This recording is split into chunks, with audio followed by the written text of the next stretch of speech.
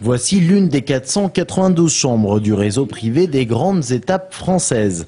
À l'intérieur du mobilier d'époque ou des imitations, et c'est la même chose dans le reste de cette demeure de charme.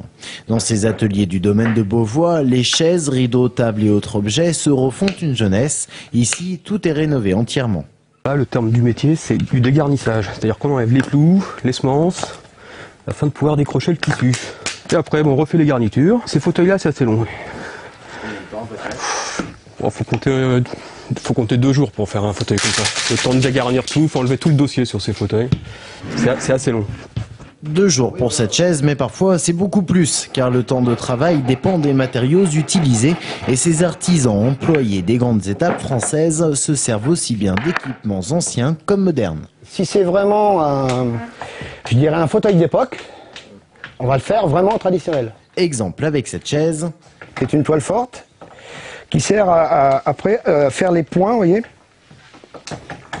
de manière à donner la forme du fauteuil, à épouser la forme du fauteuil. Ce qui fait que la différence, là, je vous dis 1 semaine et puis là, 2 jours, quoi.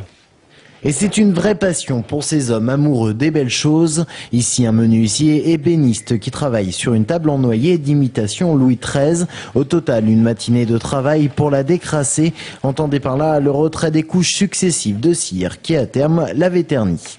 Moi, j'aime bien tout ce qui se rapproche le plus du Moyen-Âge, quoi, le Renaissance, le gothique, Louis XIII. En copie, nous, on refait beaucoup de meubles de style pour les chambres, parce que bon, il y a les époques n'avaient pas les tables de chevet forcément dans les chambres. L'essentiel du travail de rénovation se fait sur place, mais ces artisans se déplacent également sur site lorsque les opérations le rendent nécessaire, car le réseau des grandes étapes, ce sont 10 sites partout en France, et pas moins de 3 d'entre eux sont situés en Indre-et-Loire.